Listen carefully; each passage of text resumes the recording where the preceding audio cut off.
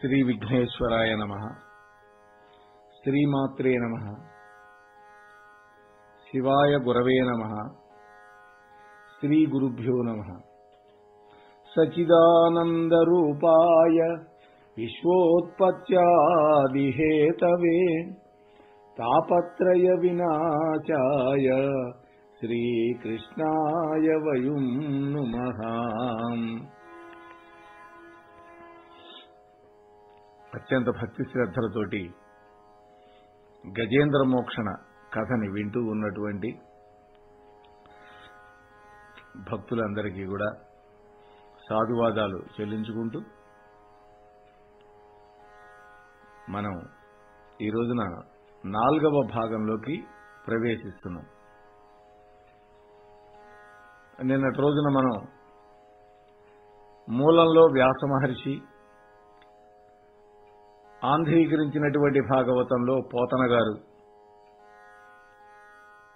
ఎలా గజేంద్రుడి యొక్క స్తోత్రాన్ని మనకు అనుగ్రహించారో మనం చెప్పుకునే ప్రయత్నం చేశాం.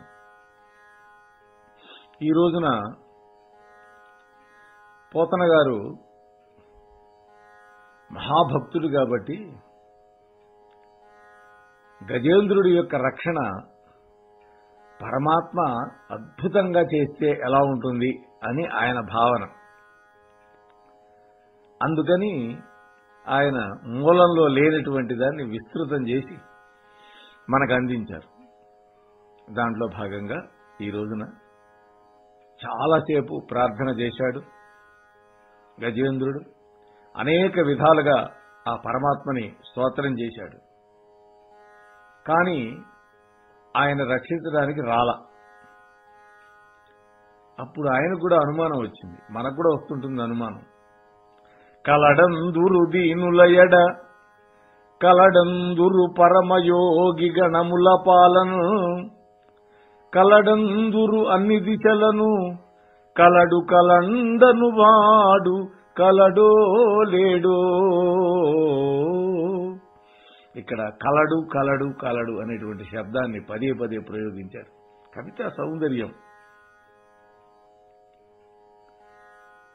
ఆపన్నులు, యోగులు మొదలగు వాళ్ళంతా కూడా సమస్త దిక్కులలో పరాత్పరుడువైనటువంటి నువ్వు నిండి ఉంటావని అంటూ ఉంటారే. అలాంటి పరమేశ్వరుని గురించి నేను ఎన్ని రీతులుగా ప్రార్థించినా కూడా రాకుండా ఉంటున్నాడు. అసలు అలాంటి పరమాత్ముడు నా పాలిట ఉన్నాడా లేదా నాకు సందేహం కలుగుతుంది. ఒకవేళ ఉంటే అని ఆయన అనుమానం. వాస్తవంగా గజేంద్రుడికి ఈ అనుమానం వచ్చింది అని మనం అనుకోకూడదు. ఎందుకంటే నిన్న మనం విన్నాం ఆయన ప్రార్థన ఏ స్థాయిలో ఉందో, ఎంత జ్ఞానంతో ఉందో విన్నాం. ఆ 25వ శ్లోకం మనం పోతన గారు విడిచిపెట్టినటువంటి శ్లోకానికి మనం వ్యాఖ్యానం చెప్పుకున్నాం. ఆయన మొసలి నుంచి విడిపించమని అడగల. ఈ దిక్కుమాలినటువంటి గజంలో నేను ఇంకా ఉండను అన్నాడు. ఏనుగులో నేను ఉండను, నా వల్ల కాదు, నాకు దీని నుంచి విముక్తి ఇమ్మన్నాడు. చూసారా, మొసలి నుంచి విడిపించమల్లా అలా అడిగాడు కదా. అంత స్థాయి ఉన్నటువంటి భక్తుడు పరమాత్మ ఉన్నాడా లేడా అని అడుగుతాడా? కాదు. ఇది మనలాంటి జీవులకు ఉండేటువంటి స్థితి అని పోతన గారు చెప్తున్నాడు మనకి. మనలాంటి జీవులు అంటే మనం ప్రార్థిస్తాం, భక్తి ఉంటుంది, కానీ మన పని కాకపోతే అనుమానిస్తాం. అసలు ఆయన ఉన్నాడా లేడా? ఉంటే నా మొర వినాలి కదా, నా పని కావాలి కదా అనుకుంటాం. ఇంతలోకే ఎవడో తగులుతాడు దిక్కుమాలిన వాడు. వెంకటేశ్వర స్వామి పవర్ తగ్గింది, ఇదిగో యేసు ప్రభువుని పట్టుకోమంటాడు. ఇలా అన్యమతాల్లోకి వెళుతున్నారు మన వాళ్ళు, హైందవ ధర్మాన్ని విడిచిపెట్టి. అలా ఉండకూడదు. అలా సంశయాత్మకంగా ఉండేవాడు ఎప్పుడు కూడా సంశయాత్మ వినశ్యతి అని శాస్త్రం చెప్పింది. వాడికి ఎప్పుడైనా నాశనమే. వాడేమీ దానివల్ల ప్రయోజనం పొందలేడు. అందువల్ల ఎప్పుడు కూడా అచంచలమైన భక్తి ఉండాలి, అచంచలమైన విశ్వాసం ఉండాలి అని మనకి గజేంద్రుడిని అడ్డం పెట్టి పోతన గారు చెబుతున్నాడు. కాబట్టి అలాంటి భక్తి అలవరుచుకున్నాం. కలుగడే నా పాలి కలిమిలి సందేహింప కలిమిలేములు లేక కలుగువాడు నాకు అడ్డపడగరాడే నలిన సాధువుల చేబడిన సాధుల కడ్డపడెడివాడు చూడడే నా పాటు చూపుల చూడక చూచువారల కృప చూచువాడు లీలతో నా మొర ఆలింపడే మొరగుల మొరలెరుంగుచు తన్ను మొరగువాడు అఖిల రూపులు తన రూపమైనవాడు ఆదిమచ్చంతములు లేక అలరువాడు భక్త జనముల దీనుల పాలివాడు వినడే చూడడే తలపడే వేగరాడే. పరమాద్భుతమైన పద్యం ఇది. పోతన గారి యొక్క ఘంటంలో నుంచి జాలువారినటువంటి పద్యం. ఏమంటున్నాడు పోతన గారు గజేంద్రుడి చేత ఏమనిపిస్తున్నాడు, జీవుడి యొక్క వేదన ఎలా తెలియపరుస్తున్నాడు అంటే, జననము మరణము ఇటువంటివి ఆ సర్వశక్తి సంపన్నుడైనటువంటి పరాత్పరుడు నాలో ఉన్నాడా లేడా అని సందేహిస్తాను. జననానికి మరణానికి ఆయన సర్వశక్తి సంపన్నుడు. అటాంటి పరాత్పరుడు నా యందు దయ చూపుతాడా లేడా అని నాకు సందేహంగా ఉందన్నాడు. ఎందుకని? నేనింత కష్టంలో ఉంటే నన్ను చూడకుండా ఉన్నాడు కదా. దుష్టుల చేత బాధపడే సజ్జనులని రక్షించేటటువంటి ఆ ఈశ్వరుడు ఈ ముసలి చేత బాధింపబడే నన్ను బాధల నుంచి తప్పించుకుంటుంటా ఉన్నాడేంటి? జ్ఞానదృష్టిలతో చూచేవాళ్ళని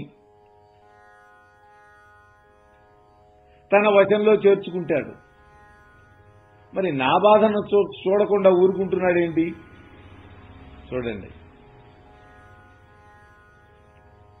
మాయ భక్తులకి మాయా వేషధారులకు ప్రసన్నం కానటువంటి పరాత్పరుడు నా వంటి దీనుల యొక్క మొరలు వినకుండా ఉన్నాడే.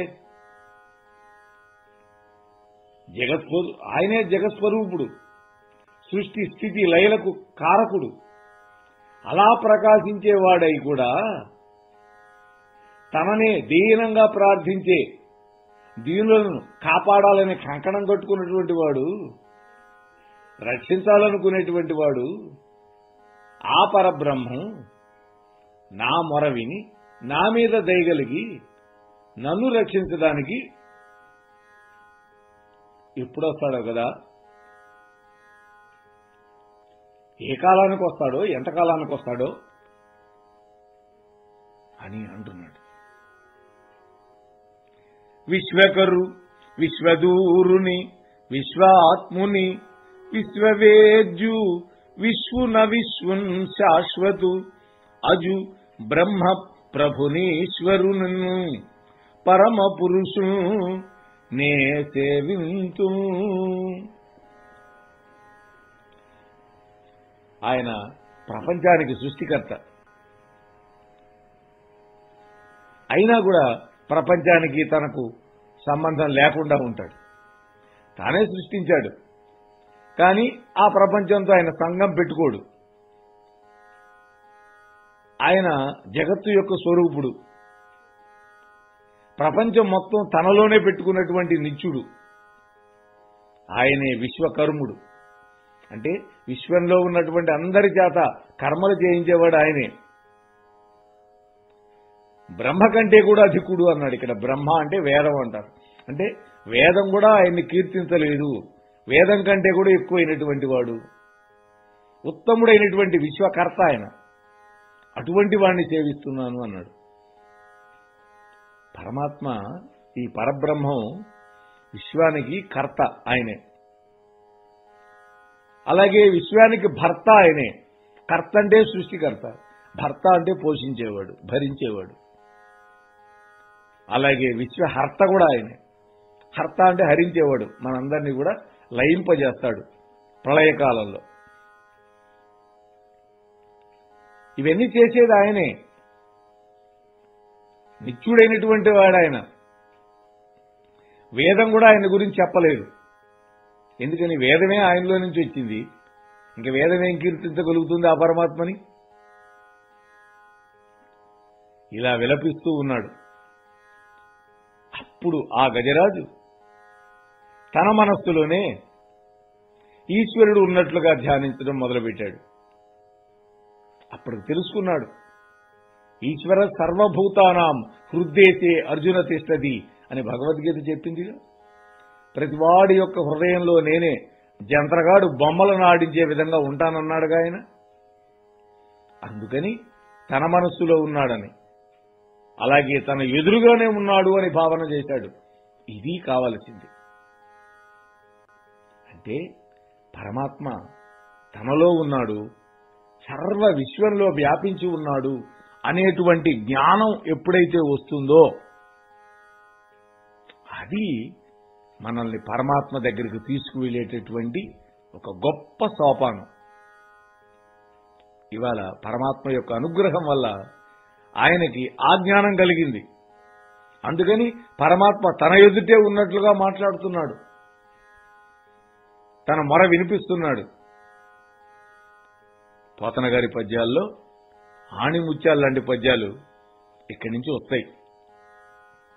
లావొక్కింతయు లేదు ధైర్యము విలోలంబయ్యే, ప్రాణంబులుంఠావుల్దప్పెను మూర్ఛ వచ్చే, తనువుండసెన్ శ్రమంబయ్యడిన్, నీవే తప్ప ఇతఃపరం బెరుగ, మన్నింపంతగున్ దీనునిల్, రావే ఈశ్వర కావవే వరద, సంరక్షింపు భద్రాత్మక, సంరక్షింపు భద్రాత్మక.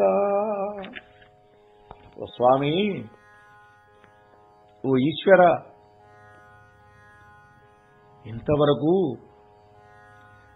ధీరత్వంతో, గొప్ప బలంతో, నాకంటే గొప్పవాడు లేడనేటువంటి గర్వంతో, అహంకారంతో ఈ మొసలితోటి పోరాడాను. కానీ నా బలం నిజం కాదని ఇప్పుడు తెలిసింది నాకు. ఎందుకని?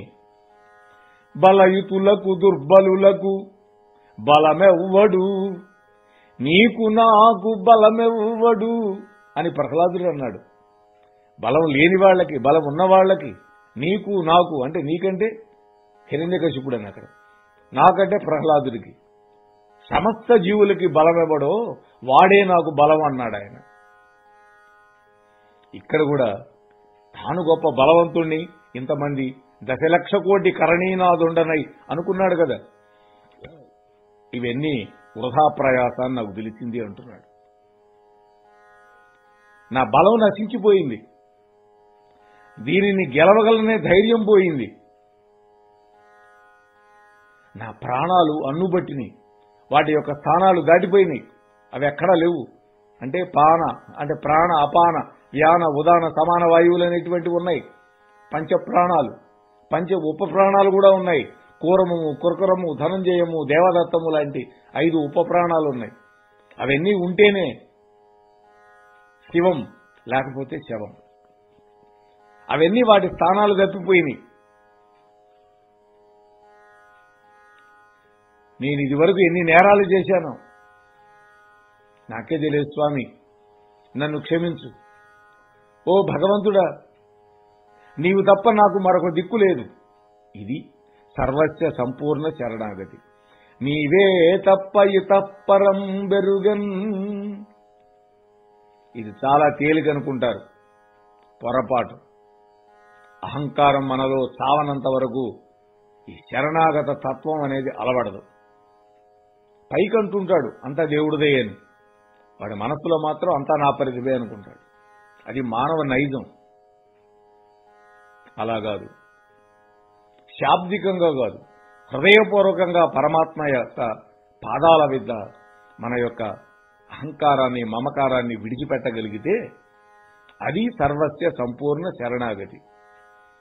అటువంటి శరణాగతి చేస్తున్నాడు ఇప్పుడు.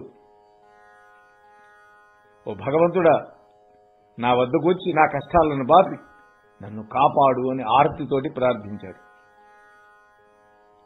స్వామి, వినుదట జీవుల మాటలు, చనుదట తనరాని చోట్ల, శరణార్థులకు ఓ ఎనుదట, పిలిచిన సర్వము కనుదట, సందేహమయ్యే కరుణావార్ధి. ఓ కరుణా స్వరూపుడా, సముద్రమంత కరుణ కలిగినటువంటి వాడా పరమాత్మ దయాసింధు, నీవు ఆపన్నుల యొక్క మాటలు వింటావంటారు. అంటే ఆపదలో ఉన్నటువంటి వాళ్ళ యొక్క మాటలు నీకు వినపడతాయిట. పోవడానికి వీలుగాని స్థలాలకు పోతావుట నువ్వు. ఎందుకని? ఆయన విష్ణువు, వ్యాపనశీలత్వం కలిగిన వాడు. ఆయన లేని చోట ఎక్కడా లేదు.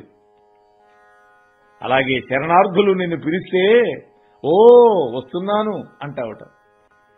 మనం కూడా ఇంట్లో పిల్లవాడినో భార్యనో పిలిస్తే ఓయ్ వస్తున్నాను అంటుంది కదా, అలా నువ్వు కూడా అంటావు పిలిస్తే. ఇవన్నీ నేను పెద్దవాళ్ళు చెబితే విన్నాను. కానీ నేను ఎంతో సేపటి నుంచి నిన్ను పిలుస్తున్నాను, కానీ రాకుండా ఉండటం ఏమిటి కారణం? అందువల్ల వాళ్ళందరూ చెప్పినటువంటి మాటలు నిజమా కాదా అని సందేహపడుతున్నాను అంటున్నాడు. చూడండి, సందేహం ఎప్పుడు వచ్చినా కూడా ఈ దేహం ఉన్నంతకాలం సందేహం వస్తుందిట. ఆ సందేహాన్ని విడిచిపెట్టాలి, పరిపూర్ణమైనటువంటి భక్తి కావాలి అని గజేంద్రుడిని అడ్డబెట్టుకుని ఈ జీవుడి యొక్క స్థితి చెబుతున్నాడు, మానవ నైజాన్ని చెబుతున్నాడు. ఓ కమలాప్త యో వరద యో ప్రతిపక్ష విపక్ష దూర కుయ్యో కవియోగివంద్య సుగుణోత్తమ యో శరణాగతామరానోకః యో మునీశ్వర మనోహర యో విపుల ప్రభావ రావే కరుణింపవే తలపవే శరణార్థిని నన్ను కావవే. స్వామి, నువ్వు లక్ష్మికి ప్రియుడివి, భక్తులకి కోరినటువంటి కోరికలన్నీ ఇచ్చేవాడివి. పండితులు మునీశ్వరుల చేత ఎల్లప్పుడూ కూడా ధ్యానింపబడుతూ ఉంటావు. నువ్వు గుణసంపన్నుడివి, మంచి గుణాలున్నాయి నీ దగ్గర. శరణార్థులకు కల్పవృక్షం లాంటి వాడివి.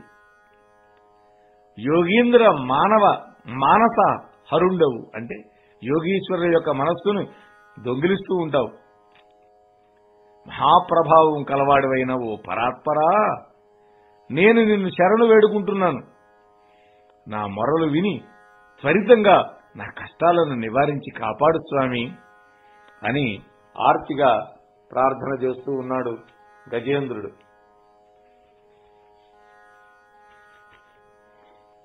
అని గజరాజు చాలా కాలం ఈ విధంగా చింతించాడు, ప్రార్థించాడు. అప్పుడు అనాథ రక్షకుడైనటువంటి ఆ పరాత్పరుడు నన్ను రక్షించుగాక అని ఆకాశం వైపు తన తొండాన్ని చాపి ఒగరుస్తూ ఆయాసం పొందుతూ ఆ పరాత్పరుడు ఏమి జవాబు చెబుతాడోనని చెవియొగ్గి వింటూ మొరపెట్టుకుంటూ ఉన్నాడు. స్వామి మాటలు వినపడతాయేమో, లేదు స్వామి కనపడతాడేమో అని తలకాయ పైకెత్తి తొండం పైకెత్తి ఆ సమయంలో బ్రహ్మాది దేవతలందరూ, ఇంద్రుడు, బ్రహ్మ వీళ్ళందరూ కూడా ఈ గజేంద్రుడి యొక్క మొరలు విని కూడా శక్తి లేక ఆ గజేంద్రుడికి తోడ్పడలేకపోయారు. ఇంద్రుడి దగ్గర గొప్ప వజ్రాయుధం ఉంది, దాంతో మొసల్ని నరికేసి కాపాడచ్చుగా. లేదు బ్రహ్మదేవుడి దగ్గర బ్రహ్మాస్త్రం ఉంది, ఎందుకని వాళ్ళు ఊరుకున్నారు అంటే గజేంద్రుడు తాను చేసినటువంటి స్తోత్రంలో ఉన్నటువంటి లక్షణాలు మన దగ్గర లేవు, ఆ గుణాలు మన దగ్గర లేవు, ఆ శక్తి మనకు లేదు. కాబట్టి ఆయన ప్రార్థించింది మనల్ని కాదు అని వాళ్ళు అర్థం చేసుకున్నారని మనం తెలుసుకోవాలి. ఈ విశేషణాలన్నీ వర్తించేది ఒకే ఒక్కడికి, ఆయనే వైకుంఠవాసుడు. అందుకని విష్ణుమూర్తి సన్నద్ధుడైనాడు, నా భక్తుని రక్షించాలి అని అనుకుంటున్నాడు. ఇప్పుడు పోతన గారు ఒక అద్భుతమైన పద్యం మొదలు పెడుతున్నారు. అల వైకుంఠపురంబులో నగరిలో ఆ మూల సౌధంబు దాపల మందార వనాంతరమృత సర ప్రాంతేందు కాంతోపలోత్పల పర్యంక రమా వినోదియగు ఆపన్న ప్రసన్నుండు విహ్వల నాగేంద్రము పాహీ పాహీయనగా కుయ్యాలించి సంరంభియై. ఈ పద్యం దగ్గర మన పెద్దలు ఒక అద్భుతమైన విషయం ప్రతిపాదన చేశారు.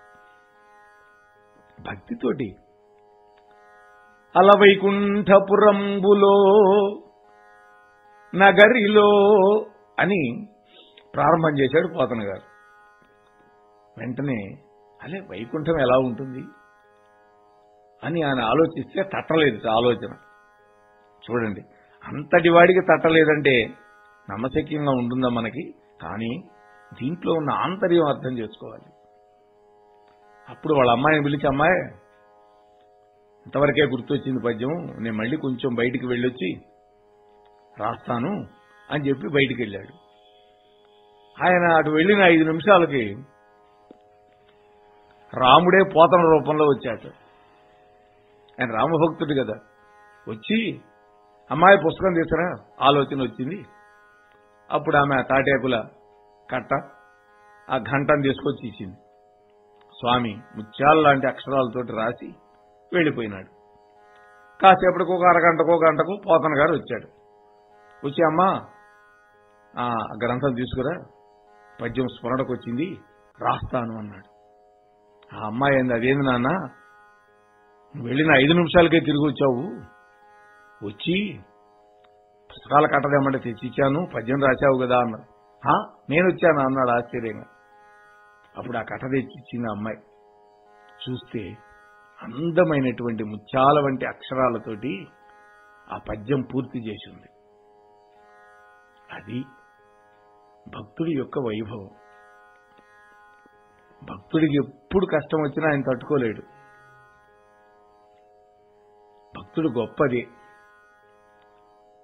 అప్పుడు అన్నాడమ్మా, నువ్వెంత అదృష్టవంతురాలివి, సాక్షాత్తు రామచంద్రుడి యొక్క దర్శనం చేసుకున్నావు, నా రూపంలో వచ్చాడమ్మా. అది ఇక్కడ వైకుంఠాన్ని వర్ణిస్తున్నాడు ఈ పద్యంలో. అల వైకుంఠపురంబులో నగరిలో, అక్కడ వైకుంఠంలో రాతనగర్ ఉంది. దాంట్లో ఒక ప్రధానమైనటువంటి భవనం. ఆ భవనం దగ్గర మందార వృక్షాలతోటి ఉన్నటువంటి ఒక వనం. మందార వృక్షాలంటే ఇక్కడ ఉండేటువంటి ఎర్ర పూలు పూసేవి కాదు. మందార వనం అంటే కల్ప వృక్షాలతోటి ఉన్నది. ఆ వనం దగ్గర ఒక అమృత సరస్సు ఉంది. ఆ సరస్సు పక్కన చంద్రకాంత శిలలతోటి తయారు చేసినటువంటి ఒక వేదిక ఉన్నది, ఒక అరుగు. ఆ అరుగు మీద కలువలు పద్మాలు పరిచినటువంటి పర్యంకం, పక్క బెడ్, దాని మీద ఆ లక్ష్మీదేవితోటి సరస సల్లాపాలు చేస్తున్నటువంటి విష్ణుమూర్తి ఉన్నాడు, శ్రీమన్నారాయణుడు ఉన్నాడు. అలా వాళ్ళిద్దరూ సల్లాపాల్లో ఉన్నప్పుడు ఆ పరమాత్మకి పాహి పాహి అని వినపడింది. రక్షించు రక్షించు అని గజేంద్రుడి యొక్క మొర వినపడింది.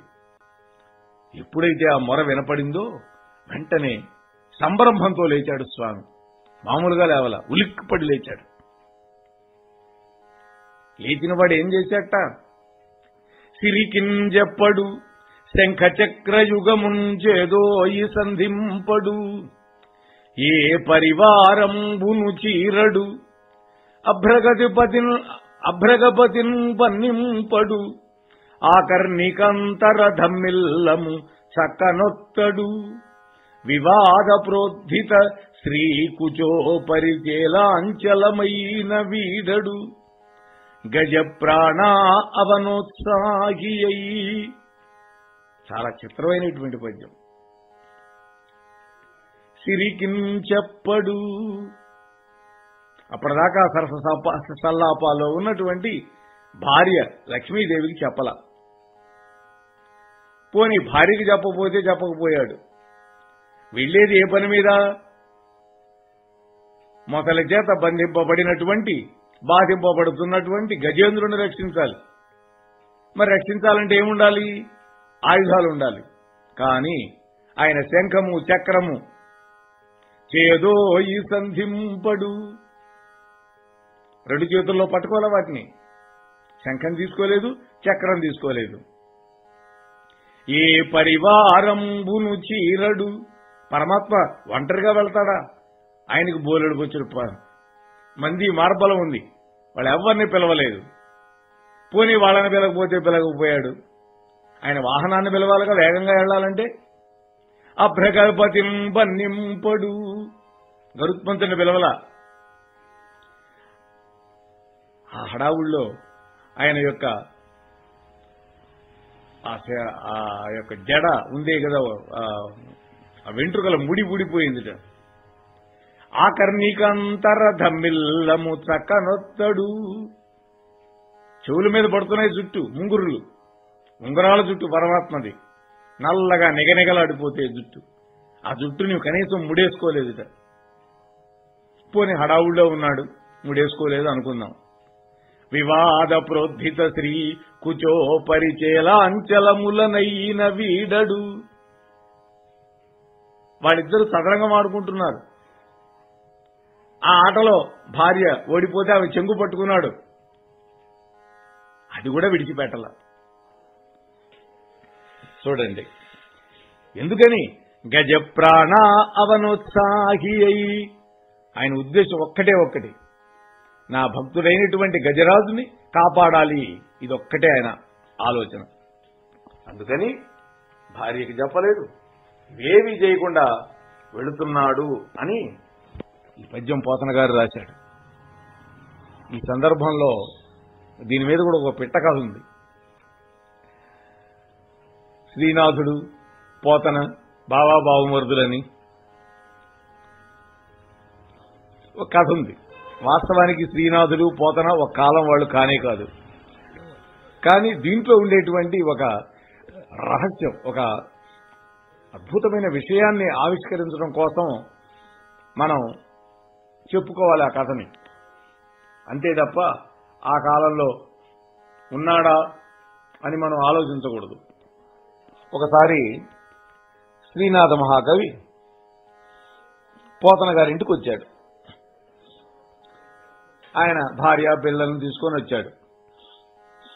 సరే కాసేపు, బావగారు మీరేదో భాగవతం రచించారట, దాన్ని ఏ రాజు కూడా అంకితం చేయమన్నారట, అదేదో ఒకసారి నాకు కూడా వినిపించండి అని అంటే, ఈ గజేంద్ర మోక్షణ ఘట్టంలో ఈ వైకుంఠపురం ఈ ఘట్టం చెబుతున్నట్ట.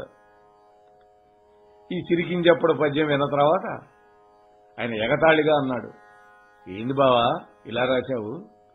ఆ శ్రీహరి రక్షించడానికి వెళ్ళేవాడు ఈ స్థితిలో ఎవడైనా వెళ్తాడా, ఇలా రాశావేంది అన్నాడు. పోతన మహాత్ముడు కాబట్టి ఏం అనలేదు, ఊరుకున్నాడు. కొడుకు మాత్రం కోపం వచ్చింది. మల్లన్న వాడి పేరు. సరే, అందరూ భోజనాన్ని కూర్చున్నారు. మధ్యాహ్నం 1 గంట బ్రహ్మాండమైనటువంటి విందు భోజనం షడ్రసోపేతంగా ఏర్పాటు చేశారు. ఆ భోజనం మధ్యలో ఉండగా ఈ మల్లన్న దొడ్లోకి వెళ్ళి పెద్ద రాయి ఒకటి తీసుకొని బావిలో పడేశాడు. బుడుంగుమని శబ్దం వచ్చింది. పరిగెత్తుకుంటూ వచ్చాడు. మావయ్య, నీ కొడుకు బావిలో పడ్డాడు అన్నాడు. అంతే, ఎక్కడ ఉన్నవాడు అక్కడ ఎంగిలి చేయి పరిగెత్తాడు. ఆ దారిలో గోచి ఊడిపోయింది. బావి దగ్గరికి పరిగెత్తాడు. అక్కడ ఈ మల్లన్న పక్కపక్క నవ్వాడు. ఏంటి మావయ్య, పిల్లాడు బావిలో పడితే తీయాలంటే చేయి కడుక్కోవాలా? ఎంగిలి చేత్తో వచ్చావు. నీ పంచె ఊడిపోయేది కూడా చూసుకోలేదే. పోని పిల్లాడిని బావిలో తీయాలంటే ఒక గిలకో లేకపోతే ఒక అదేంటి కొక్కేళ్ళు లాంటివి ఉండేవి కదా పూర్వం, గేలం, చాంతాడు, ఇవన్నీ ఉండాలిగా. ఇవేవి లేకుండా పరిగెత్తావేంటి? అప్పుడు అర్థమైంది దానికి. ఓ, భక్తుడు కష్టంలో ఉంటే భగవంతుడు కూడా ఇలానే వెళతాడు. నా బిడ్డ కష్టంలో ఉన్నాడని నేనెలా వెళ్ళానో ఉన్నపళంగా, అలాగే భక్త పరాయణుడైనటువంటి, అంటే భక్తుల యొక్క రక్షణే పరమావిధిగా భావించే పరమాత్మ కూడా అలాగే వెళతాడు అని భావన. అంతే తప్ప వాళ్ళిద్దరూ ఒక కాలం వాళ్ళ ఈ కథ జరిగిందా, ఇది కాదు. ఇందులో మనం పట్టుకోవాల్సిన విషయం పట్టుకోవాలి. అర్థమైంది కదా? అలా బయలుదేరాడు స్వామి. స్వామి ఎప్పుడైతే ఇలా బయలుదేరాడో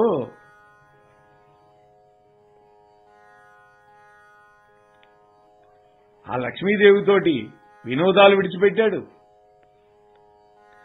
గజేంద్రుణ్ణి కాపాడాలని ఒక్క తలంపే ఆయనకి, ఇంకేమీ లేదు. తన ఆయుధాలు పట్టుకోలేదు. ఆకాశానికి ఎగిరాడు స్వామి. స్వామి ఎప్పుడైతే బయలుదేరాడో అప్పుడు ఒక శాబ్దిక చిత్రాన్ని మన కళ్ళ ముందు పెట్టాడు పోతన గారు.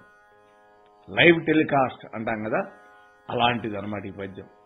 తన వెంటన్ సిరి లచ్చి వెంటనవరోధ వ్రాతము, దాని వెంకను పక్షీంద్రుడు వాని పొంతను ధను కౌమోదకి శంఖచక్ర నికాయంబును, నారదుండు ధ్వజనీకాంతుడు వచ్చిరి రొయ్యన వైకుంఠపురంబునన్ గలుగువారలు ఆ బాల గోపాలమున్ను. చెట్టు కదిలింది. తన వెంటన్ సిరి, ఆ స్వామి వెళుతూ ఉంటే ఆ పవిడి చెంగు పట్టుకున్నాడు కాబట్టి ఆ లక్ష్మీదేవి కూడా వెళుతోంది. కారణం ఏంటో తెలుసుకోవాలిగా, అందుకని ఆమె కూడా వెంబడించింది. అలాగే పవిడి చెంగు విడిచిపెట్టలేదు ఆయన. ఆమె ఎప్పుడైతే బయలుదేరిందో అంతఃపుర అంగనలు ఉంటారు, ఆమె చెలికత్తెలు గాని ఆ మంది మార్బలం వాళ్ళంతా బయలుదేరారు. వాళ్ళు బయలుదేరగానే వెంటనే ఆయుధాలు, మమ్మల్ని ఎప్పుడు తలుచుకుంటాడో, మన అవసరం ఎప్పుడు వస్తుందని గద, శంఖము, చక్రము, ధనస్సు అన్ని కూడా వరుస పెట్టినాయి. నారదుడు మహాభక్తుడు కదా, ఈ యొక్క లీలంతా కూడా చూడాలి అని ఆయన అనుకున్నాడు. ఆయన బయలుదేరాడు. తన్నెప్పుడు పిలుస్తాడోనని విశ్వక్సేనుడు, పరమాత్మ యొక్క సైన్యాధిపతి, ఆయన బయలుదేరాడు. వీళ్ళందరూ బయలుదేరేసరికి అక్కడ ఉండేటువంటి విష్ణులోకవాసులు అందరూ కూడా బయలుదేరారు. వాళ్ళు బయలుదేరితే ఇంద్రలోకంలో ఉండేవాళ్ళు, దేవేంద్రలోకంలో ఉండేవాళ్ళు, వాళ్ళు కూడా సంభ్రమంతో బయలుదేరారట.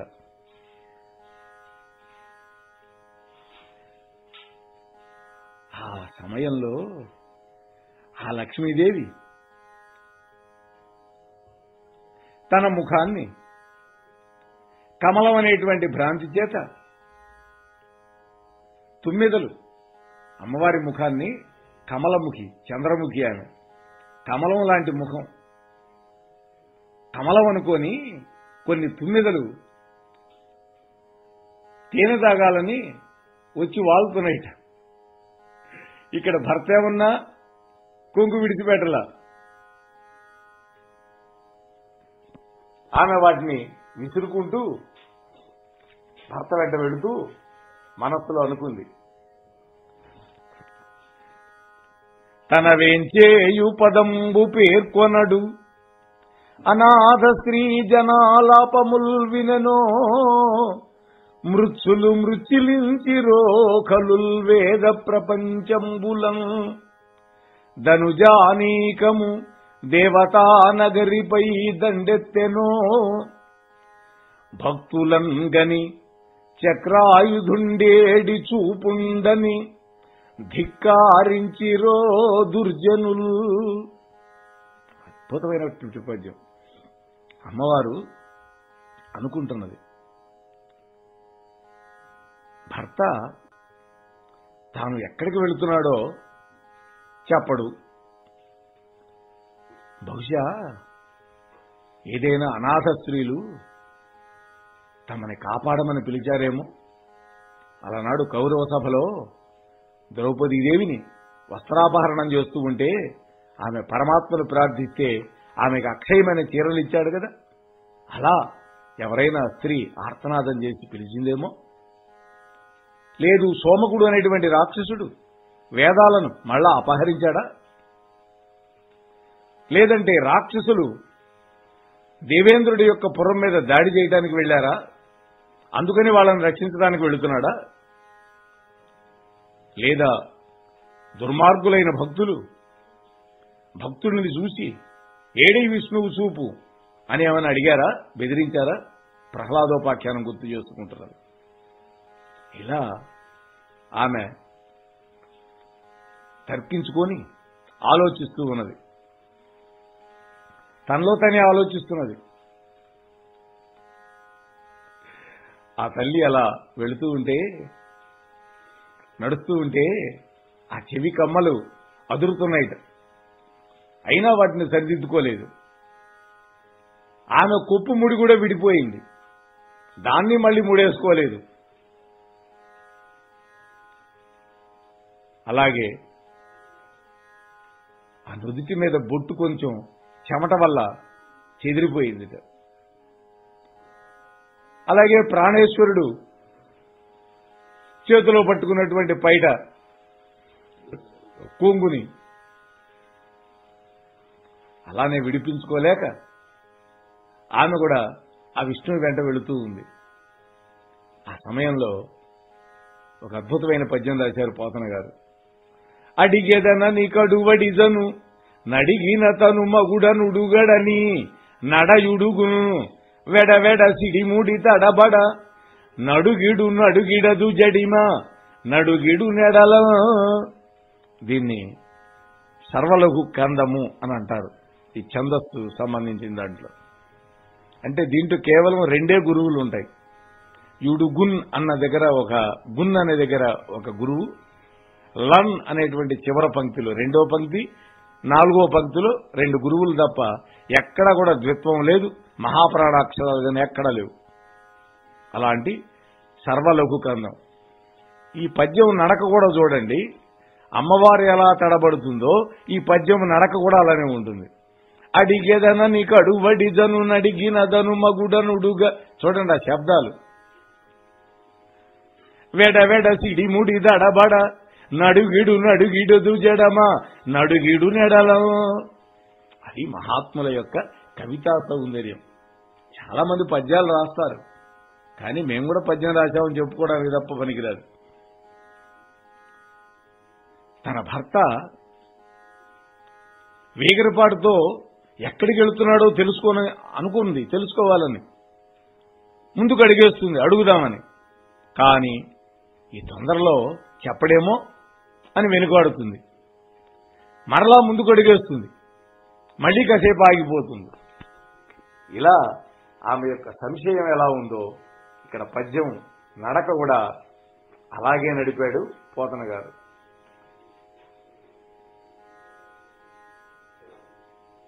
ఈ విధంగా ఆ స్వామి, అమ్మవారు అందరూ వస్తూ ఉన్నారు. అప్పుడు దేవలోకంలో ఉండేటువంటి దేవతలందరూ కూడా కదిలేరని చెప్పుకున్నాం కదా.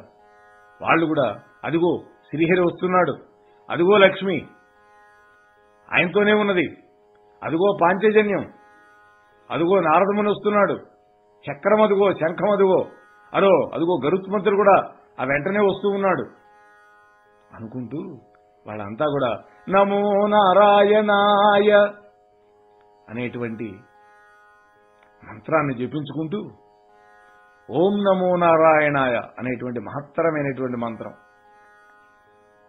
అష్టాక్షరి మహామంత్రం అది. ఆ దేవతలంతా జపించుకుంటూ ఆ గజరాజుని కాపాడడానికొని పోతున్న శ్రీ మహావిష్ణువుకి నమస్కరిస్తూ వాళ్ళు వెంటపడ్డారు. అప్పుడు వాళ్ళు నమస్కారం చేస్తూ ఉంటే ఆ ఏనుగుని కాపాడాలి అనేటువంటి ఆతృతతోటి వేగంగా కదిలిపోతున్న ఆ మహావిష్ణువు ఆ దేవతలు పెట్టి నమస్కారాలు తీసుకోవాలా, వాళ్ళని పట్టించుకోవాలా. పోయి ఆ గొప్ప మొసళ్ళు, ఎండ్రకాయలు, తాబేళ్లు, చక్రవాక మిథునాలు, పద్మాలు ఇవన్నీ కూడా ఆ యొక్క ఏనుగు ఆ మొసలి యొక్క యుద్ధ కారణంగా ఉన్నటువంటి ఆ కొలను దగ్గరికి వెళ్లి ఆ కొలను చూచాడు స్వామి.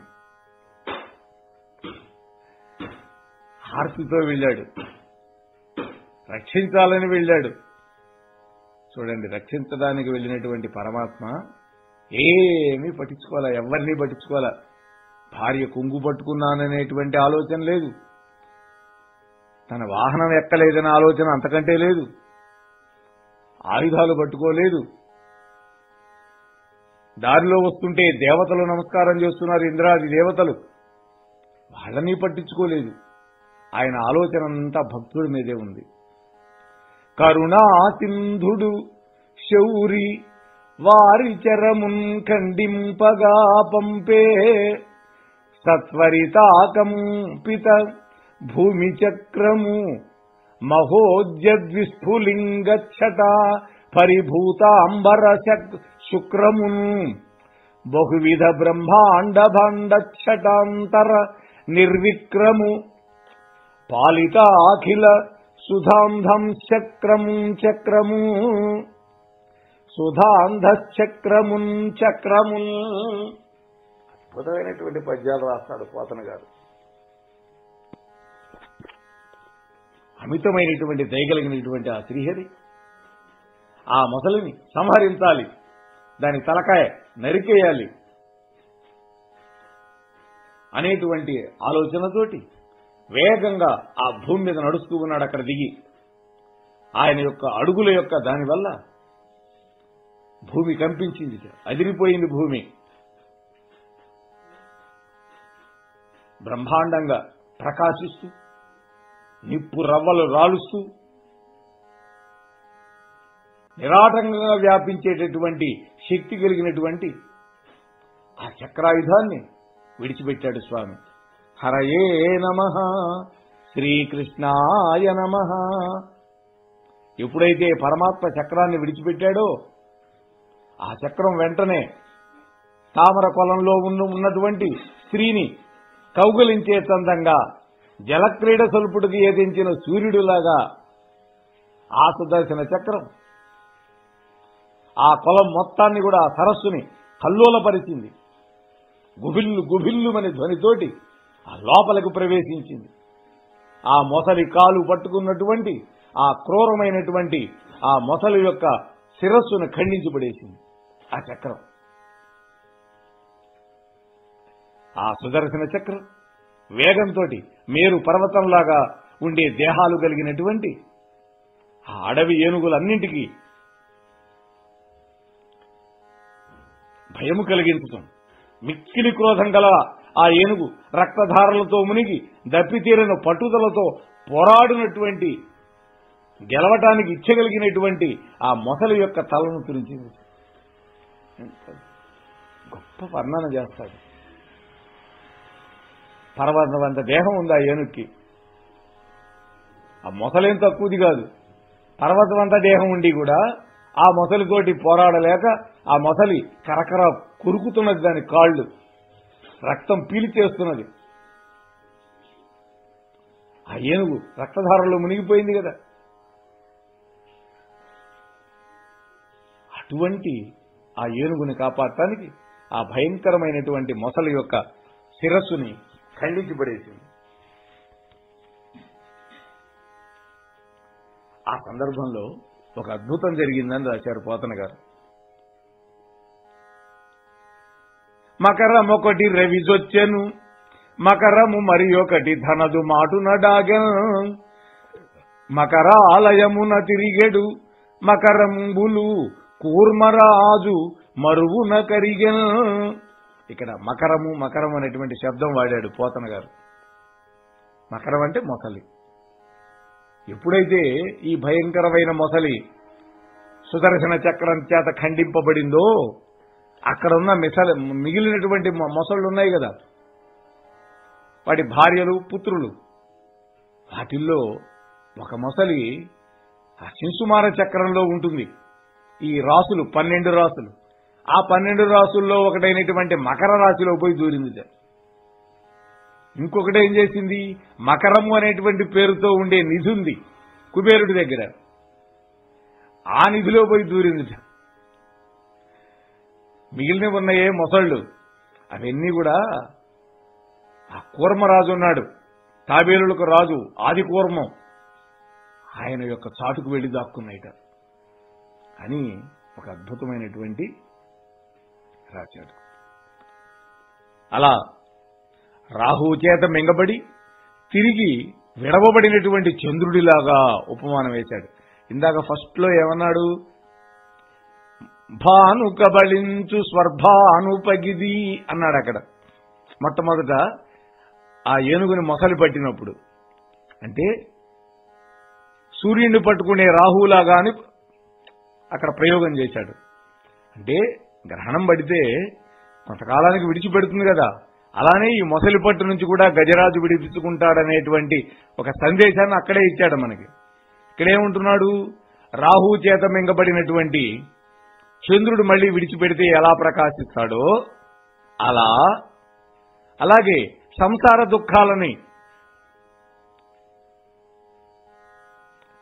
దుఃఖాలలో నుంచి బయటపడినటువంటి విరాగిలాగా ఆ గజేంద్రుడు మొసలు యొక్క పట్టు నుండి తప్పించుకొని కాళ్ళు నిగడదన్నాడు.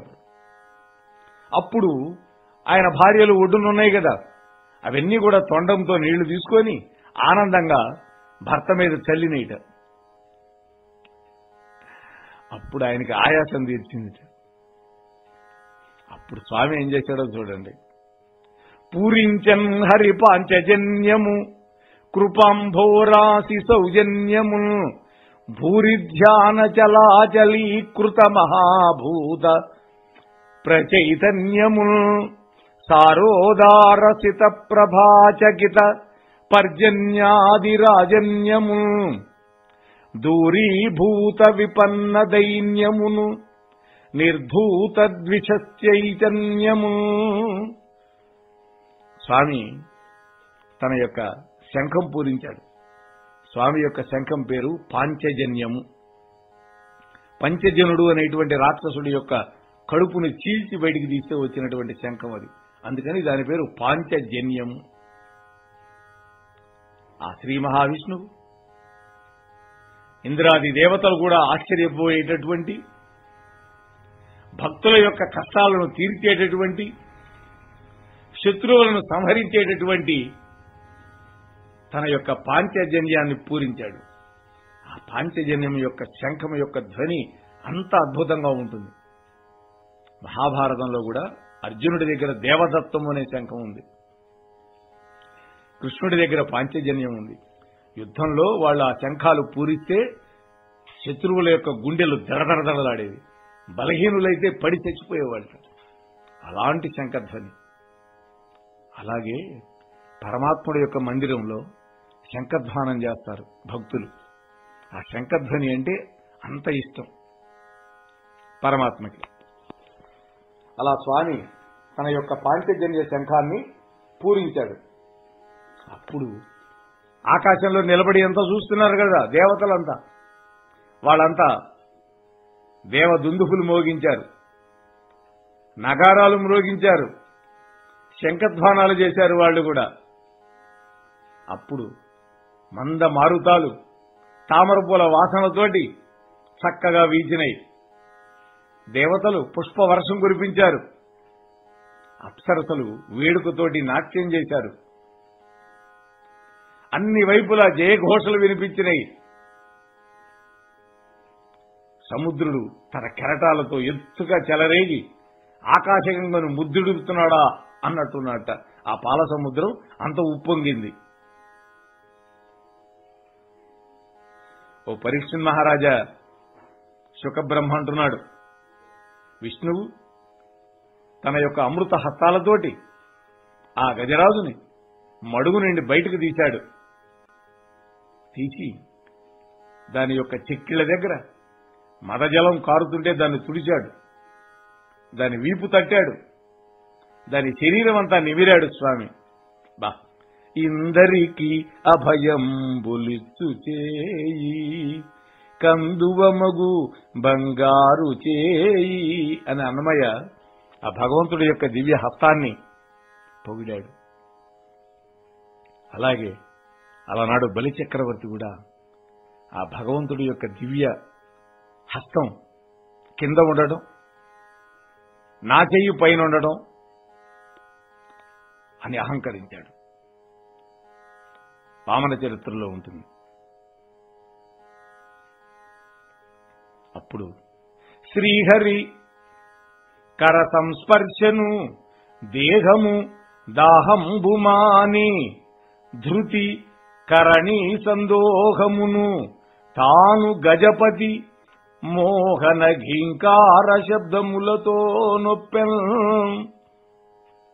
ఆ శ్రీ మహావిష్ణువు వల్ల గజేంద్రుడు భయాన్ని విడిచిపెట్టాడు. ముందు శరీరం యొక్క బడలికి తీర్చుకున్నాడు. ఆడ ఏనుగులతో కలిసి, భార్యలతో కలిసి ప్రేమతో వినేవాళ్లకి వింత కొలిపే విధంగా ఘీంకారం చేశాడు. గజరాజు శ్రీహరి దయచేత బ్రతికి వచ్చాడంటే అప్పుడు ఆ ఆడ ఏనుగులన్నీ కూడా మహానురాగంతో తొండాలతోటి దాన్ని నిమిరి తొండాలు పెనవేసుకున్నాయి. ఆనందం కలిగిందంతా. అప్పుడు ఒక విచిత్రం జరిగింది.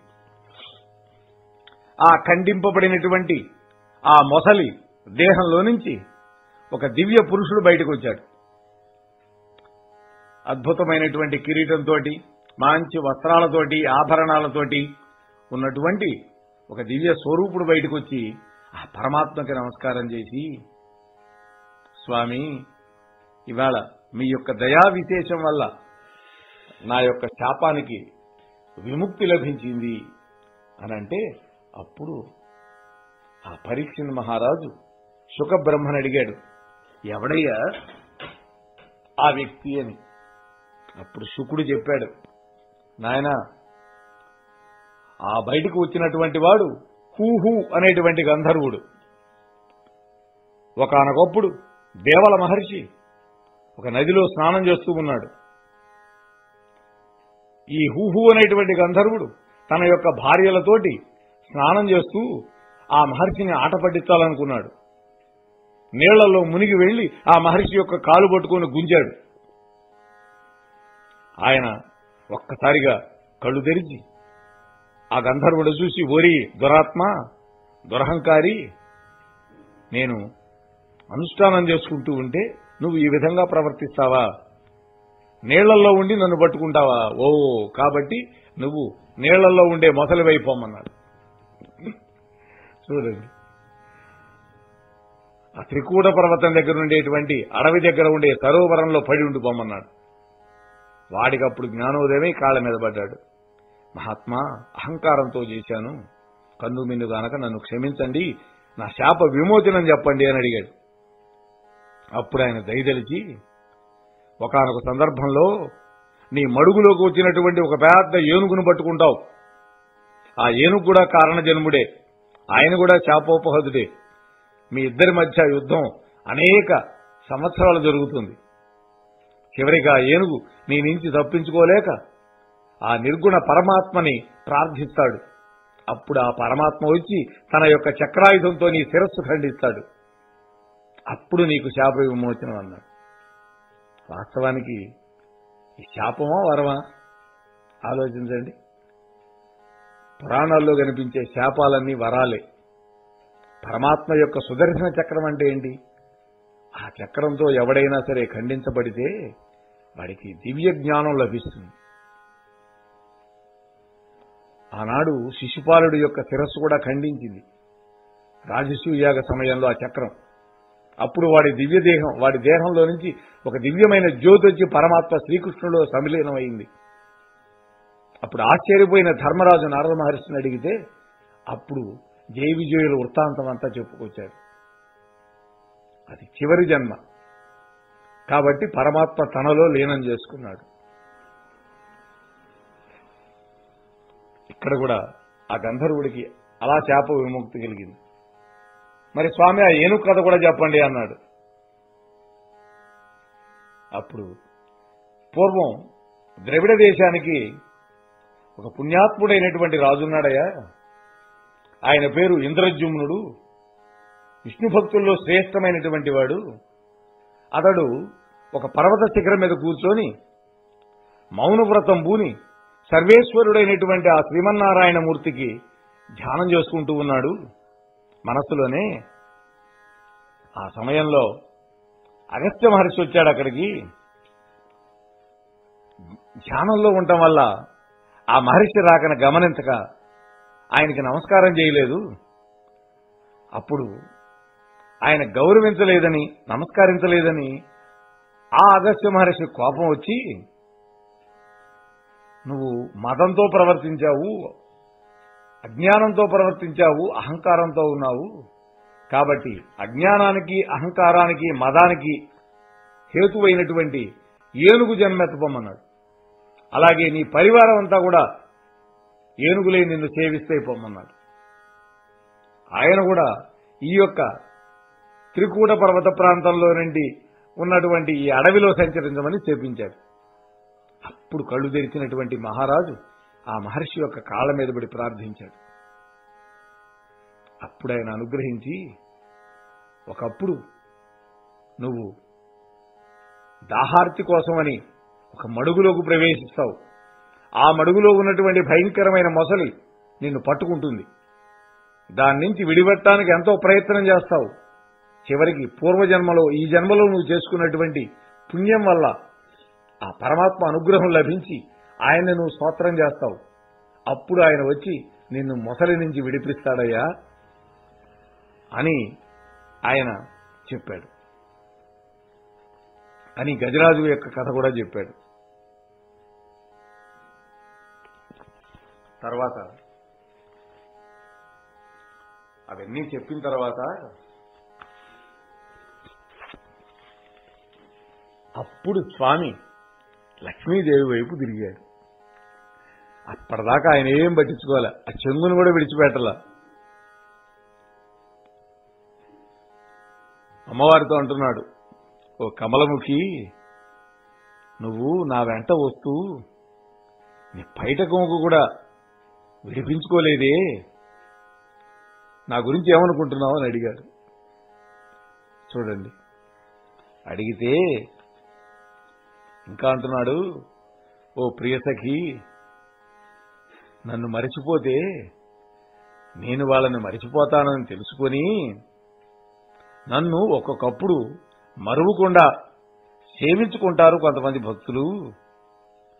మరి వాళ్ళ ఆపదలని తీర్చేటటువంటి బాధ్యత నాదే కదా.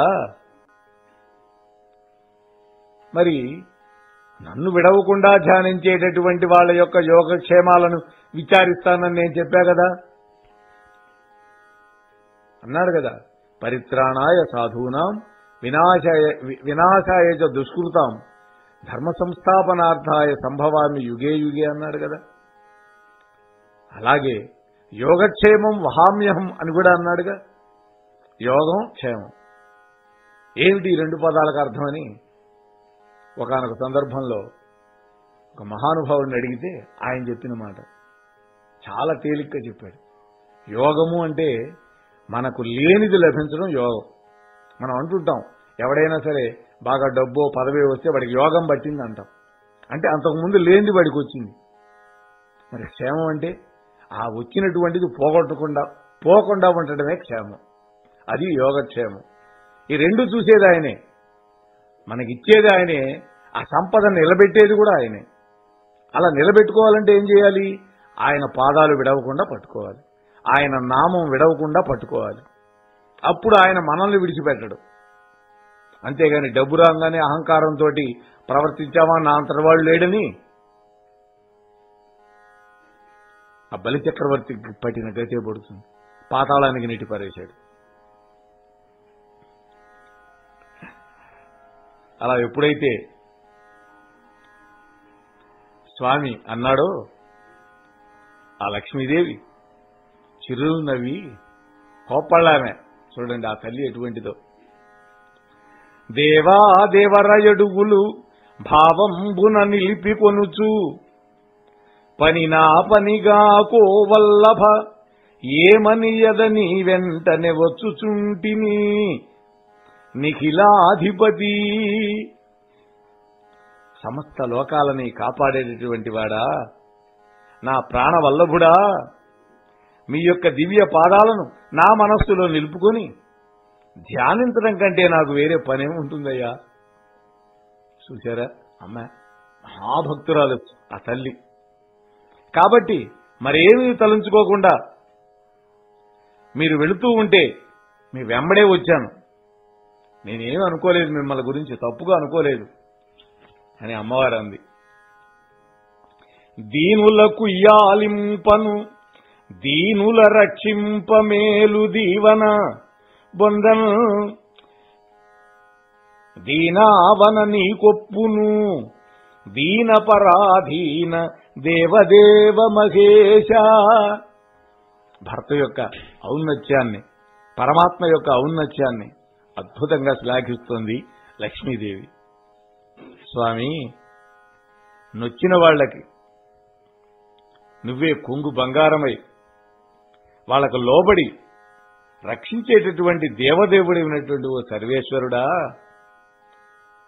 నువ్వు ఆపన్నుల యొక్క దీన ఆలాపాలు విని వాళ్ళని రక్షించి వాళ్ళచే పొగడబడుతూ ఉంటావు. నీ పనేదే, దీనులైన వాళ్ళని రక్షించటం. ఆ రక్షణ పొందిన వాళ్ళు ఏం చేస్తారు? నిన్ను కీర్తిస్తూ ఉంటారు. నువ్వు తప్ప మాకు దిక్కు లేదు అని లక్ష్మీదేవి ఆ శ్రీమన్నారాయణుణ్ణి ప్రశంసించింది. ఆ తల్లి సర్వులకు దిక్కైన వాడు ఆయన. ఆ తల్లి ఏమంటున్నది? నువ్వే నాకు దిక్కు అంటున్నది. అలా లక్ష్మీదేవి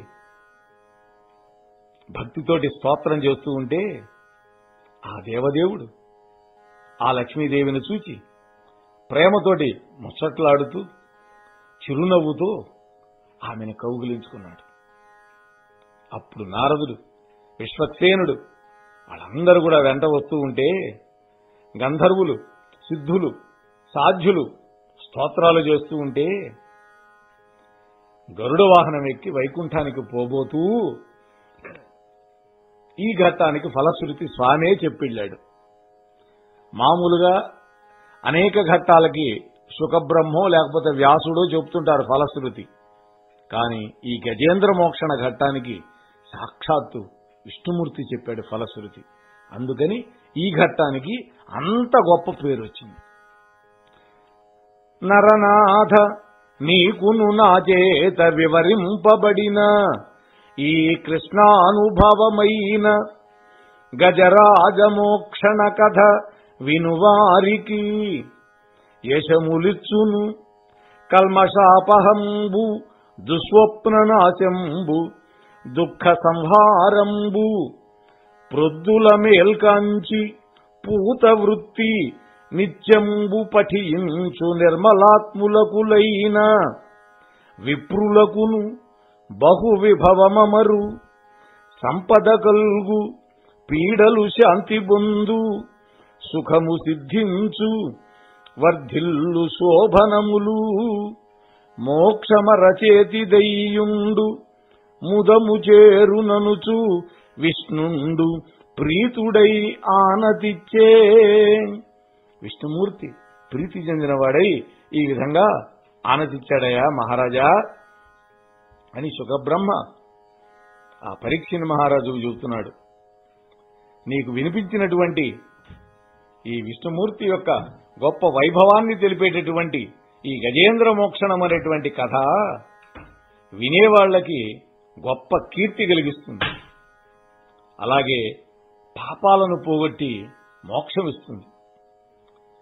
దీన్ని విన్నటువంటి వాళ్ళకి పీడకలలు రావు, అలాగే కష్టాలు బాధించవు, శుభాలు కలుగుతాయి, ఐశ్వర్యం కలుగుతుంది, సమస్త రోగాలు కూడా ఉపశమిస్తాయి.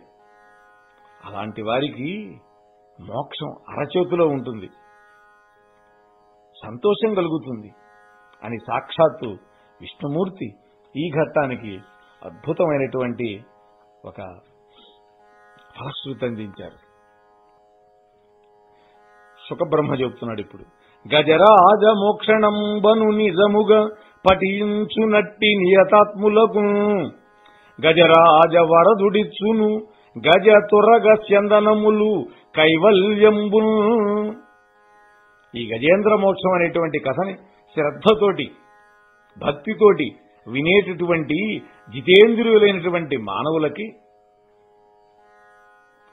ఆ పరాత్పరుడు ఆ గజేంద్రుడికి మోక్షం ఇచ్చినటువంటి వాడు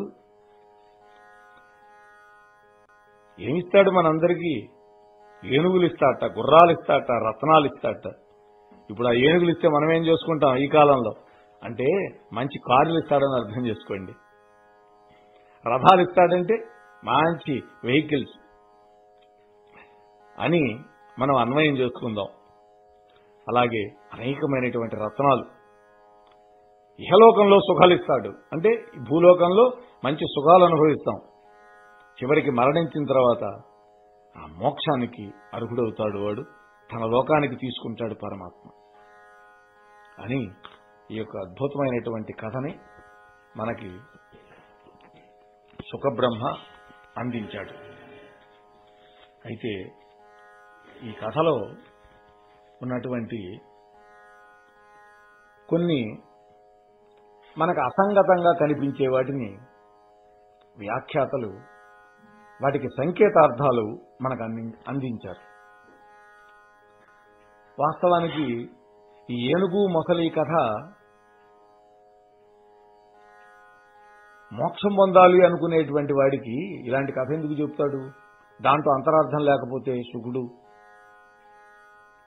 ఇక్కడ ఒక చోట నానా అనేక పయూధముల్ అనేటువంటి పద్యంలో ఈ గజరాజుకి 10 లక్షల కోట్ల భార్యలు అన్నాడు. ఏమిటి 10 లక్షల కోట్లు ఉంటారా అనంటే 10 అనేటువంటి సంఖ్య ఉందే అది దశ ఇంద్రియాలకి సంకేతం. 10 ఇంద్రియాలు ఉన్నాయి మనకి. 5 జ్ఞానేంద్రియాలు, 5 కర్మేంద్రియాలు. జ్ఞానేంద్రియాలు మనందరికీ తెలుసు, ముక్కులు, కళ్ళు, చెవులు, నాలుక, చర్మం. మరి కర్మేంద్రియాలు మనం కర్మలు చేయడానికి మనకు వచ్చేవి, చేతులు, కాళ్ళు ముఖ్యంగా. అలాగే విసర్జన అవయవాలు 2 ఉన్నాయి, మలం విసర్జించేది ఒకటి, మూత్రం విసర్జించేది ఒకటి. అలాగే నోరు తినటానికి మనకు వచ్చేది. ఇవి 5 కూడా కర్మేంద్రియాలు. ఈ 10 ఇంద్రియాలకి అనేకమైనటువంటి వృత్తులు ఉంటాయి. వృత్తులు అంటే ఏంటి? చేసేటటువంటి పనులు. అంటే మనం 5 ఇంద్రియాలతోటి అనేక పనులు చేస్తాం. కళ్ళతోటి చూస్తాం, చెవులతోటి వింటాం, ముక్కుతోటి వాసన పీలుస్తాం, శ్వాసిస్తాం. నోటిలో ఉండే నాలుకతోటి రుచులు చూస్తాం, తింటాం. చర్మంతో చక్కటి స్పర్శ జ్ఞానాన్ని, స్పర్శ సుఖాన్ని పొందగలుగుతాం. వీటన్నిటినీ కూడా ఇంద్రియ వృత్తులు అంటాం. అంటే మనం జన్మించినప్పటి నుంచి అనేకమైనటువంటి సుఖాలు అనుభవించాం ఈ ఇంద్రియాలతోటి. అది ఈ 10 లక్షల కోట్ల భార్యలు అంటే. మొసలి పట్టుకుంటే 1000 సంవత్సరాలు యుద్ధం చేశాడన్నారు. అంటే ఏమిటి? వ్యాసుడు ఇదంతా చూశాడా? హేతువాదంతో కనుక పరిశీలిస్తే ఇవన్నీ మనకు అసంబద్ధంగా కనిపిస్తాయి. అందుకనే మనం అంతరార్థపరంగా ఆలోచించాలి. మొట్టమొదట క్షీర సముద్రంలో త్రికూట పర్వతం అన్నాడు. క్షీర సముద్రం అంటే ఏంటి? చల్లగా ఉండేది. అంటే సత్వగుణానికి సంకేతం. అంటే ఆనంద స్వరూపుడైనటువంటి పరమాత్మను గ్రహించడానికి ప్రయత్నం చేసేది సత్వగుణం. అది అలవరుచుకోండిరా అని చెప్తున్నాడు. తర్వాత త్రికూట పర్వతం అన్నాడు. అంటే దాని మీద 3 శిఖరాలున్నాయి. అంటే స్థూలము, సూక్ష్మము, కారణ శరీరాలు. ఈ 3 కలిగినటువంటి జీవాత్మ ఉంది అని మనం అర్థం చేసుకోవాలి. గజేంద్రుడు అంటే జనన మరణ పరిభ్రమణం కలిగి భగవంతుణ్ణి చేరాలి అనేటువంటి ఒక జ్ఞాన దీప్తితోటి కూడుకొని ఉన్న మనస్సే. గజేంద్రుడంటే మన మనస్సే. ఎటువంటి మనస్సది? ఈ జనన మరణ పరిభ్రమణం కలిగి భగవంతుణ్ణి చేరాలనేటువంటి జ్ఞానదీప్తితో కూడుకున్నది. అంటే ముక్తి సాధకుడైనటువంటి జీవుడు అని అర్థం చేసుకోవాలి. అంటే ప్రతివాడి యొక్క గమ్యం ఏంటి? అల్టిమేట్ ముక్తి పొందాలని, మోక్షం పొందాలని. అంటే మోక్షం సాధించాలి అనేటువంటి జీవుడే గజం. అంటే మన కథే ఇది. సరే, 10 లక్షల కోట్ల భార్యల సంగతి మనం చెప్పుకున్నాం. ముసలి పట్టుకోవడం అన్నాడు. అంటే ఏంటి ముసలి పట్టుకోవడం అంటే? సాధకుడు పైన చెప్పినటువంటి వృత్తులతోటి, సాధకుడు అంటే జీవుడే, ఇంద్రియ వృత్తులతోటి జీవిస్తూ మాయలో పడిపోయి ఆ మాయాశక్తి చేత కిందకు లాగబడుతూ ఉంటాడు అధోముఖంగా. మొసలి కూడా ఎక్కడికి లాగుతోంది? సరస్సు లోపలికి లాక్కుంటున్నది. మొసలి పట్టుకోవడంలో అంతరార్థం ఇదే. అంటే సంసారంలో పడినప్పుడు ఆ సంసారంలో పడి కొట్టుకుంటూ మనం పట్టుబడతాం. అది కాలం అన్నమాట. ఇక్కడ మొసలికి గ్రాహం అనే పదం వేశారు. సంస్కృతంలో గ్రాహం అంటే గ్రహించేదని. జలంలో ఉండేటువంటి గ్రాహం జలక్రీడ చేస్తున్నటువంటి గజరాజును పట్టుకుంది, లాక్కుపోయింది, లోపలికి లాగుతున్నది. అంటే భగవంతుణ్ణి చేరాలి అనేటువంటి జీవుడు అజ్ఞానంలో పడిపోయి మాయతో ఆడుకుంటూ ఉంటే ఆ జీవుణ్ణి మాయాకల్పిత శక్తి, కాలం ఉందే, అదేం చేస్తుంది? అధోగతికి తీసుకుపోతూ ఉంటుంది అని అర్థం. మాయాకల్పిత శక్తి, భగవంతుడి యొక్క మాయాకల్పిత శక్తి కాలం. కాలం దేన్నైనా గ్రసిస్తుంది. అప్పుడు గజరాజు సర్వం విడిచిపెట్టి పోరాడి అంతా విడిచిపెట్టాడు. ఇక బుద్ధినంతా భగవత్పరం చేశాడు. నిర్గుణమైనటువంటి పరమాత్మని ధ్యానం చేశాడు. నిర్గుణ నిరాకార పరమాత్మని ధ్యానం చేశాడు. ఆయన చేసిన ధ్యానంలో ఎక్కడా ఏ దేవుడి పేరు చెప్పల. విష్ణు అనలేదు, శివ అనలేదు. ఆ నిర్గుణ పరబ్రహ్మ యొక్క అనేకమైనటువంటి గుణాలని కీర్తించాడు, ధ్యానించాడు. అంటే జీవుడి యొక్క పూర్వజన్మ యొక్క వాసనల బలం చేత ప్రాణం పోయే సమయంలో ఆ నిర్గుణ పరమాత్మని ధ్యానించగలుగుతాడు అని మనం గ్రహించాలి. అందుకని ఏం చేయాలి? పూర్వజన్మలో మనం ఏం చేశామో తెలియదు. ఈ జన్మలో మానవ జన్మ వచ్చింది మనకి. ఈ మానవ జన్మని సార్థకం చేసుకోవడానికి ఇప్పుడైనా సరే మంచి మార్గంలో పయనిస్తే వచ్చే జన్మలో మనం మోక్షం పొందడానికన్నా అవకాశం ఉంటుంది సాధన చేసి. ఇది మనం అర్థం చేసుకోవాలి. అలాగే గజేంద్రుడి యొక్క మొర విని హరి వచ్చాడు అన్నాడు. అంటే అజ్ఞానాన్ని హరింపజేసేవాడు భగవంతుడు. భగవంతుడి యొక్క శక్తి ఏం చేస్తుంది? మనల్ని అజ్ఞానం అనేదాన్ని హరింపజేస్తుంది.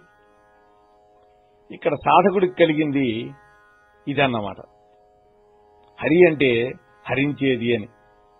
ఇక్కడ ఏం హరించాడు ఆయన? ఆ జీవుడుకున్న అజ్ఞానం హరించాడు. అజ్ఞానం ఎప్పుడైతే పూర్తిగా హరించిపోతుందో మోక్షం లభిస్తుంది కదా. అలాగే అది ఇంద్రజుమ్నుడు అంటే ఏంటి? ఇంద్రజుమ్నుడు అంటే జుమ్నము అంటే ప్రకాశం అని. ఇంద్ర అంటే ఏంటి? మనస్సు. ఇంద్రుడు మనస్సుకు సంకేతం. అంటే ప్రకాశవంతమైనటువంటి మనస్సు కలిగినటువంటి జీవుడు అని అర్థం చేసుకోవాలి ఇంద్రజుమ్నుడు అంటే. ఆయన ఏం చేస్తున్నాడు? సాధన చేస్తున్నాడు. ఆ సాధన వల్ల మనస్సుకి పరిశుద్ధి కలిగింది. అప్పుడు ఈయన దగ్గరికి అగస్త్య మహర్షి వచ్చాడు. అగస్త్య అంటే నిశ్చల తత్వం యొక్క భావం అని. ఇంద్రజుమ్నుడు ధ్యానంలో ఉండి అగస్త్యుడి యొక్క రాకని గమనించలేక ఆయన పలకరించలేదు, గౌరవించలేదు. అంటే సాధకుడు సాధన చేసేటప్పుడు ఆ సాధనలో గోచరించినటువంటి ఆ నిశ్చల తత్వాన్ని తనలో నిలుపులేకపోయాడు. అలా నిలవరించుకోనేంత వరకు జీవుడికి దేహత్రయ అతీత శక్తి రాదు. అంటే 3 దేహాలకి అతీతమైన శక్తి వాడికి రాదు. ఆ స్థితి నిశ్చల తత్వాన్ని సాధించినప్పుడే వస్తుంది. అంతవరకు ఈ దేహత్రయ గుణాలతోటి జనన మరణాలతోటి సతమతం కావలసిందే. అందుకే గజజన్మ ఎత్తమని శాపంగా పెట్టాడు ఆయన. ఇక్కడ నిశ్చల తత్వంతో నిర్గుణ పరమాత్మ యొక్క ధ్యానం జరుగుతుందని, ఆ నిర్గుణ పరమాత్మ యొక్క జ్ఞానంలోనే మోక్షం సిద్ధిస్తుందని మనం గ్రహించాలి. అంటే నిశ్చల తత్వం ఉంటే ఆ నిర్గుణ పరమాత్మ ధ్యానం చేయగలుగుతాం. అప్పుడు ఆ నిర్గుణమైనటువంటి పరమాత్మ యొక్క జ్ఞానంతో మనం మోక్షం పొందగలుగుతాము. ఈ విధంగా ఈ గజేంద్ర మోక్షం కథలో ఒకే జన్మలో దేహత్రయ వాసనలు అనుభవిస్తూ పూర్వ సాధన సంస్కార బలం వల్ల ప్రాణోత్క్రమణ కాలంలో అంటే ప్రాణాలు విడిచిపెట్టే సమయంలో ఆ నిర్గుణ పరమాత్మ యందు నిశ్చల తత్వంతో ఉండడం సంభవిస్తే ముక్తి పొందడం కుదురుతుందని అంతరార్థపరంగా మనం చెప్పుకోవాలి. ఈ అంతరార్థాన్ని అందించినటువంటి మహనీయులు డాక్టర్ వేదుల సూర్యనారాయణ శర్మ గారు అంతరార్థ భాగవతం అనేటువంటి గ్రంథం ఆధారంగా వారు చెప్పినటువంటి విషయాలను మీతో పంచుకునే ప్రయత్నం చేశాను. ఈ రోజుతోటి ఈ గజేంద్ర మోక్షణ ఘట్టాన్ని యథాశక్తి పెద్దల యొక్క అనుగ్రహంతో, గురువుల యొక్క అనుగ్రహంతో నేను మీతో పంచుకునే ప్రయత్నం చేశాను. ఇందులో ఏదైనా లోటుపాట్లుంటే నావి, ఏదైనా మంచి విషయాలు మీకు అనిపిస్తే అవన్నీ మహాత్ములకి అన్వయించుకుందాం. అలా మరొకసారి మళ్ళీ మరొక ఘట్టంతో మీ ముందుకు వచ్చే ప్రయత్నం చేస్తాను. అంతవరకు స్వస్తి ప్రజాభ్య పరిపాలయంతాం న్యాయేన మార్గేణ మహీం మహీషాః గోబ్రాహ్మణేభ్య శుభమస్తు నిత్యం లోకా సమస్తా సుఖినో భవంతు. కాలే వర్షతు పర్జన్యః పృథివీ సస్యశాలిని దేశోయం క్షోభరహితో బ్రాహ్మణాః సంతు నిర్భయాః అపుత్రః పుత్రిణః సంతు పుత్రిణః సంతు పౌత్రిణః అధనాస్వధనాః సంతు జీవంతు శరదాం శతం. ఓం శాంతి శాంతి శాంతి. సర్వే జనా సుఖినో భవంతు. ఏతత్ ప్రవచన ఫలం శ్రీకృష్ణ దివ్య చరణారవిందార్పణమస్తు. హరి ఓం తత్సత్.